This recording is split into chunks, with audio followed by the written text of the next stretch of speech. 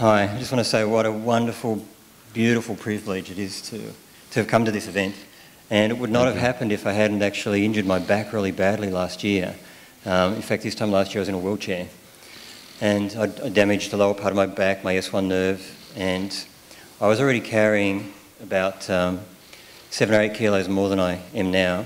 And over the period of, maybe 2 months, I put on another 4 kilos, which was entirely chocolate and misery food. And I remember one day as I lost both legs, being in a fetal position on the ground, just so frustrated, so caught up in fighting, that I had this moment of surrender, of acceptance of exactly where I was at that moment. And I remember, I had such a fiercely independent person come to the conclusion that I needed outside help. And this is what in my inside I asked for this. My wife came home with this book about this guy called John Gabriel. And as I was reading it, I had so many powerful ahas. And it revolved around, for example, this story about this cat and being... Jesse. My cat. And the role of being safe. And I realised the power that fear had in actually driving me to eat food. See, when we eat food, I've since realised, it helps us, or it helped me, to feel safe. There's some level of comfort in it. And so that was my attempt to try and get safe from a situation where I was very scared. So part of this process was first of all accepting the situation that I was in. Also, Tracy pointed out beautifully there about it's the power of visualizations. What sits behind that is the power of thought. So in that moment that I found acceptance and actually cried out, there was so much power and emotion in that thought that it got answered.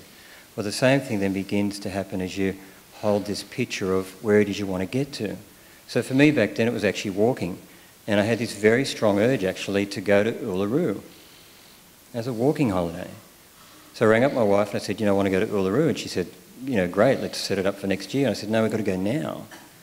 So literally 3 months later, I went and did this trek around there. And, it was not easy, but it was okay and we did it. All this time, this process of actually understanding diet, and this is the other thing too, is I stopped fighting this need to have chocolate. That was my first thing. And I started to add in more nutritious foods. And I went down actually a bit of a green smoothie path. And in that process, over not that long a period of time, the need to have chocolate started to dissolve. And then I could go into Woolies, and where the sweet section would just bark at me, it lost its power. I actually became interested in the fruit and veg section, which if you said that to me several years ago, I would have said, you've just got to be joking. But there it was. I was actually deriving really enjoyable moments out of eating a mandarin. And the sweet stuff just lost its power.